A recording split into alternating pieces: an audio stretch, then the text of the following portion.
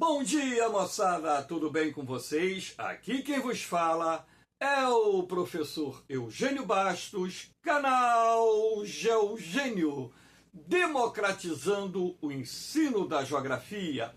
Moçada, vamos fortalecer o canal, se inscreva no canal, dê aquele like, compartilhe o vídeo e ajude o professor Eugênio Bastos a democratizar o ensino da geografia.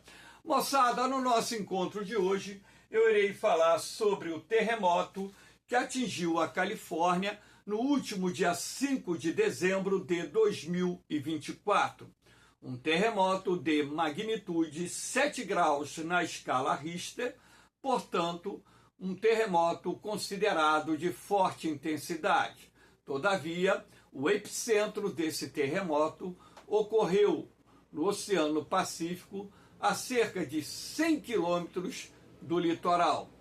E esse terremoto, mesmo sendo de forte magnitude, ele não causou grandes danos e também vítimas fatais, mas chamou a atenção porque os cientistas há muito tempo estão prevendo a ocorrência do Big One, ou seja, um grande terremoto na Califórnia, que dependendo de onde se encontre o seu epicentro, poderá causar um grande número de vítimas fatais, um grande número de desabrigados e uma grande destruição. Então, o objetivo dessa aula é falar não só sobre o terremoto que ocorreu no dia 5 de dezembro, assim como também falar dos eventuais futuros terremotos que poderão atingir a região e, sendo assim, as autoridades norte-americanas têm que estar preparadas para enfrentar esses momentos críticos que acompanham um forte abalo sísmico quando este tem o seu epicentro localizado numa região densamente povoada, porque, nesse caso, os riscos de mortes, feridos e destruição aumentam de forma significativa. Então aqui nós temos essa imagem que foi publicada pela imprensa. Aqui nós temos onde está a ponta do meu dedo indicador, o epicentro do terremoto que atingiu a Califórnia no dia 5 de dezembro. Repare que o epicentro foi no Oceano Pacífico, portanto, a cerca de 100 quilômetros do litoral da Califórnia. Aqui, nesta outra imagem, nós temos alguns dados desse terremoto, tá? O epicentro, Oceano Pacífico, cerca de 100 quilômetros de Fernley. Não sei se eu estou pronunciando corretamente o nome dessa cidade. Hipocentro, 10 quilômetros de profundidade. Hipocentro é o ponto de origem de um abalo sísmico. Epicentro é o ponto da superfície onde o abalo sísmico atingiu maior magnitude. Eu chamo a atenção de um detalhe. Quanto maior for a distância entre o epicentro e o hipocentro, mesmo que um abalo sísmico de forte magnitude aconteça numa região densamente povoada, menor será o risco de destruição, menor será o número de pessoas mortas e feridas por causa desse terremoto. Então, sendo assim, podemos concluir que a distância entre o epicentro e o hipocentro desempenha um papel também muito importante para a intensidade da destruição de um determinado abalo sísmico de média ou forte magnitude, quando este tem o seu epicentro localizado numa região densamente povoada. Intensidade 7 graus na escala Richter, eu vou chamar a atenção de vocês para um aspecto. Por exemplo, nós tivemos no Haiti, no ano de 2010, um abalo sísmico que atingiu 6,9 graus na escala Richter. E esse abalo sísmico deixou um rastro de destruição na capital do Haiti, Porto Príncipe e cerca de 200 mil vítimas fatais. Ora, um tremor de aproximadamente 7 graus, quando acontece num país desenvolvido como Estados Unidos, Japão e outros que possuem uma legislação que obriga as construtoras a desenvolverem projetos e construírem edificações dentro das especificações técnicas recomendadas para regiões de alto risco sísmico. Ora, então, se esse terremoto de 7 graus acontecesse em Los Angeles, provavelmente teríamos, no máximo, algumas pessoas feridas e talvez uma dezena, mais ou menos, de vítimas fatais. Porque os Estados Unidos, não só por ser um país muito desenvolvido, suas edificações, suas construções seguem as normas técnicas recomendadas para regiões sísmicas ativas de alto risco. Então, essa é a diferença. Mesmo que esse epicentro, por exemplo, tivesse ocorrido em São Francisco ou em Los Angeles, que são as duas maiores cidades da costa oeste dos Estados Unidos, nós não teríamos assim um rastro de destruição significativo, seria uma outra edificação abalada e o número de pessoas feridas seria pequeno, assim como provavelmente o número de vítimas fatais também seria muito baixo. Aqui nós temos a imagem vista de cima da falha geológica de San Andreas, que separa, na verdade, duas placas tectônicas. A placa norte-americana, essa seta aqui indica o movimento da placa norte-americana, da placa do Pacífico. Aqui você tem essa outra seta mostrando que a placa do Pacífico se movimenta no sentido oposto da placa norte-americana. Então, essa linha vermelha que passa aqui, ó, nada mais é do que essa falha que está aqui, a falha de San Andreas, que é um limite transformante ou transcorrente que separa a placa norte-americana da placa do Pacífico. Lembrando que existem dois limites de placas tectônicas de alto risco para ocorrência de abalos sísmicos de forte intensidade, que são os limites transformantes ou transcorrentes, que é o caso do limite que separa a placa norte-americana da placa do Pacífico, e os limites convergentes, aquele em que duas placas tectônicas se encontram e, em função disso, também temos ali uma zona sísmica muito ativa, portanto, uma região propícia à ocorrência de abalos sísmicos de forte magnitude. Um exemplo, por exemplo, de limite convergente está aqui na América do Sul, quando nós temos na porção ocidental do continente sul-americano o encontro da placa sul-americana com a placa de Nazca, razão até pela qual o Chile, o Peru, o Equador, a Colômbia e a parte ocidental da Venezuela são áreas que se encontram numa zona de risco sísmico, sendo o Chile o país de maior risco sísmico existente aqui na América do Sul. Aqui nós temos, portanto, esse desenho para mostrar a vocês a movimentação da placa norte-americana, repare aqui a seta, e a movimentação da placa do Pacífico, repare no sentido oposto, e aqui você tem a falha de San Andreas, que separa justamente a placa norte-americana da placa do Pacífico, sendo essa área e as áreas adjacentes, repare que uma placa, quer dizer, que um limite de placa tectônica, uma falha geológica, ela também tem suas ramificações aqui, ó. Então, nessas áreas de ramificações que podem se estender por quilômetros, também nós temos ali uma zona de risco sísmico muito grande. Então, não só as áreas que estão sobre as áreas que estão, sobre a placa de San Andreas, assim como as áreas adjacentes, ou seja, relativamente próximas, sofrem um risco de terem um terremoto de forte magnitude, consequentemente, dependendo até do país, causar vítimas fatais e muita destruição.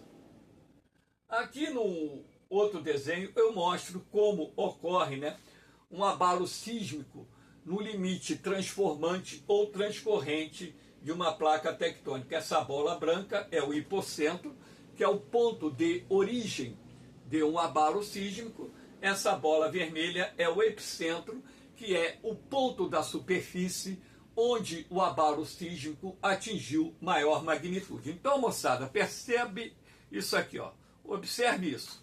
O limite transcorrente ou transformante, o braço esquerdo vai representar uma placa, o braço direito outra placa. Então, qual é o movimento que as placas tectônicas realizam no limite transformante? Esse movimento aqui, ó. É o movimento lateral. Tá vendo? Ó? Então elas vão deslizando uma na outra. Claro que isso não ocorre diariamente, porque durante dias, às vezes anos, você tem uma tensão muito forte, você tem energia sendo acumulada aqui na área de atrito que separa as duas placas tectônicas, ou seja, na área da falha geológica.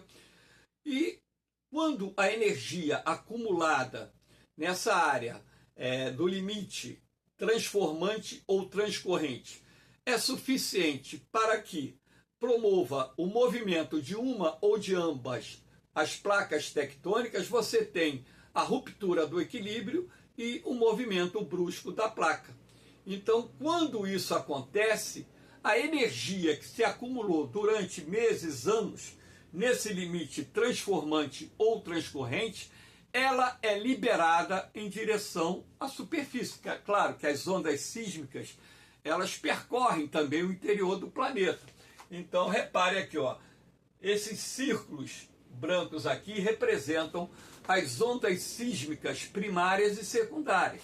E essas ondas se propagam não só em direção da superfície, como eu disse, como também elas se propagam pelo interior do planeta. Agora, o que nos preocupa é justamente a propagação dessas ondas sísmicas em direção à superfície. Por quê? Dependendo da intensidade dessas ondas sísmicas, nós poderemos ter um abalo sísmico de forte magnitude, que também, dependendo de onde aconteça o epicentro desse abalo sísmico, nós poderemos ter um rastro de destruição, mortos e feridos. Além, é claro, de um número muito grande de pessoas desabrigadas.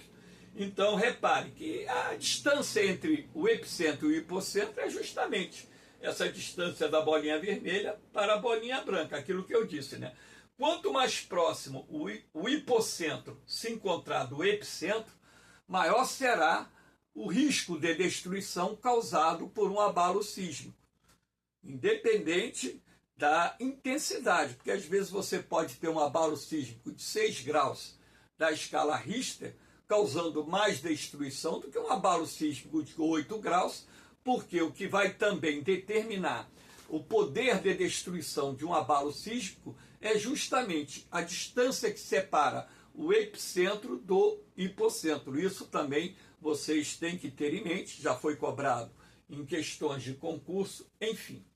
Então, professor, o que é a astenosfera? A astenosfera é aquela camada que se encontra abaixo da crosta terrestre ou litosfera.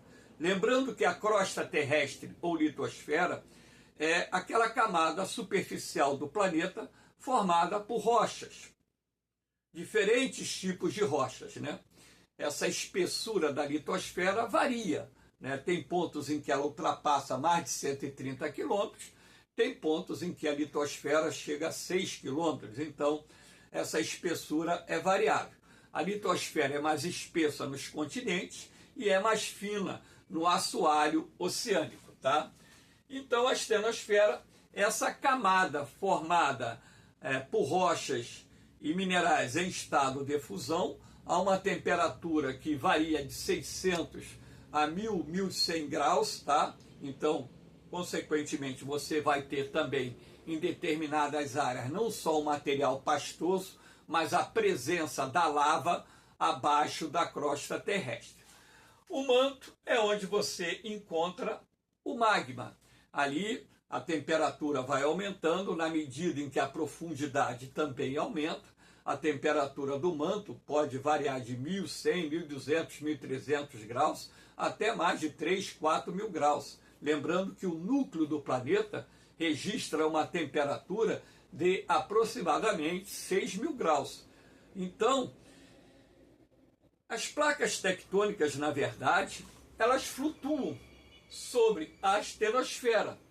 Então, elas se movimentam alguns centímetros por ano. Então, em razão desse movimento exercido pelas placas tectônicas, nós temos três tipos de limites. Os divergentes, as placas se separando uma da outra, como ocorre aqui no meio do Oceano Atlântico, a placa sul-americana se afastando da placa africana. O limite convergente, quando uma placa se encontra com a outra, aquilo que eu disse ainda há pouco, a placa sul-americana encontrando-se com a placa de Nazca no litoral ocidental da América do Sul, e o limite transformante ou transcorrente, quando uma placa, desloca-se lateralmente, se movimenta lateralmente, e lembrando que tanto nos limites transformantes ou transcorrentes e nos limites convergentes, nós temos as zonas sísmicas mais ativas do nosso planeta, ou seja, as regiões da Terra com maior risco de ocorrência de terremotos.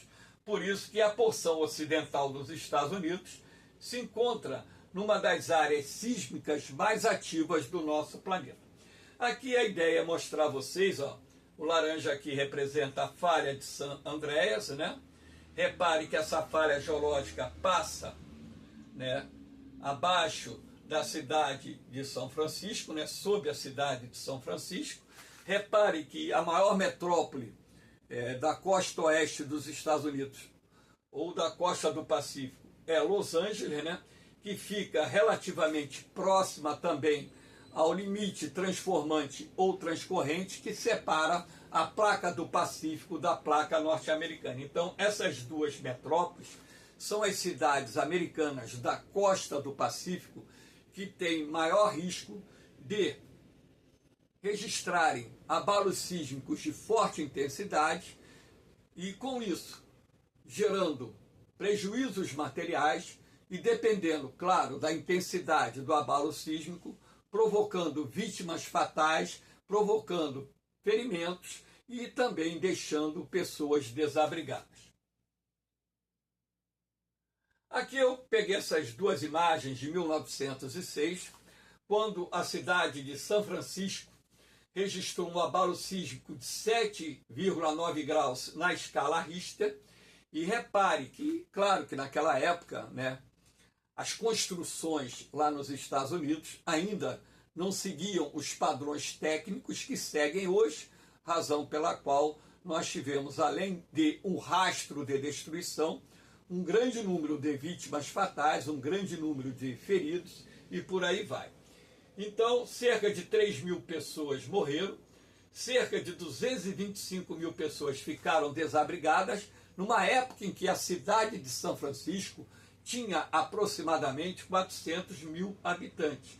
E nós tivemos aproximadamente 30 mil construções e edificações destruídas por esse abalo sísmico. Ou seja, se você levar em consideração que mais da metade da população da cidade de São Francisco ficou desabrigada e que quase 1% da população morreu em função desse abalo sísmico, então, consequentemente, você pode mensurar o poder de destruição de um abalo sísmico de 7,9 graus na escala Richter. Você poderia me perguntar, Eugênio, se um abalo sísmico com essa intensidade ocorresse hoje em Los Angeles ou São Francisco, nós teríamos tanta destruição? 7,9 é um abalo sísmico muito forte. não teríamos tanta destruição. Teríamos sim algumas edificações, de repente alguns viadutos, pontes desabando, caindo, né? Enfim, nós teríamos muito mais destruição parcial do que total das edificações, né? De repente uma parede caindo, um telhado cedendo, isso nas construções mais antigas. Os riscos das construções que foram erguidas, por exemplo, nos últimos 50, 70 anos, de desabarem, diminui sistematicamente, porque essas construções hoje seguem os padrões técnicos exigidos pela legislação norte-americana para regiões sísmicas ativas, de forma a reduzir o risco de destruição, o risco de mortes, e, sendo assim, os prejuízos não seriam tão grandes. Agora, se um abalo sísmico desse, 7,9, Deus me livre e guarde, acontecesse numa cidade como São Paulo, aqui capital do estado de São Paulo, nós teríamos com certeza mais de 1 milhão de pessoas mortas, até mesmo porque o Brasil, como se encontra numa região de relativa estabilidade sísmica ou relativa estabilidade geológica, não é comum que ocorra fortes abalos sísmicos no território brasileiro, até mesmo porque a posição do Brasil no meio da placa sul-americana nos dá uma maior estabilidade geológica, reduzindo assim o risco de ocorrência de fortes abalos sísmicos em nosso país. Além do mais, também a base estrutural do relevo brasileiro é de origem cristalina, rochas muito resistentes, a crosta aqui é mais profunda e isso tudo também contribui para que o risco sísmico no Brasil venha a ser muito pequeno. Então repare aqui, ó, essa fumaça aqui, os incêndios que eclodiram, né, depois do abalo sísmico, né, que é comum que ocorra, né, porque você vai ter o escapamento de gás, você vai ter curto-circuito. Nessa época ainda se usava muita madeira nas construções, então era comum que ocorressem incêndios que também, em parte, foram responsáveis por parte das pessoas que perderam suas vidas em 1906 na cidade de São Francisco. Aqui nós temos a escala Richter. Eu coloquei esse esquema aqui para que vocês possam melhor compreender o poder de destruição de um terremoto, né? Dentro de uma escala que não tem um número limite não, tá? Apesar de que parece-me que o mais forte tremor de terra registrado no nosso planeta estima-se em 9,3 ou 9,4 graus na escala Richter. Então, tremor de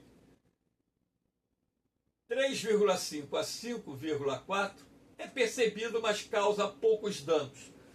É uma rachadura numa parede, a parede trincar, isso pode acontecer. Dificilmente uma casa cai, vai cair se ela for uma casa muito velha, né?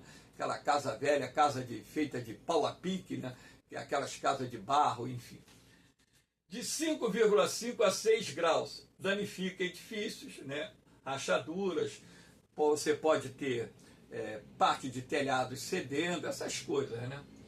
De 6,1 a 6,9, muito perigoso para áreas populosas, ainda mais nos países em desenvolvimento, onde normalmente as construções não seguem os padrões técnicos recomendados para regiões sísmicas ativas, como foi o caso do Haiti, que em 2010, né, registrou um tremor de terra de 6,9 e ali causou, além da destruição da capital Porto Príncipe, uma parte considerável da capital foi destruída, deixou um rastro de aproximadamente 200 mil pessoas mortas.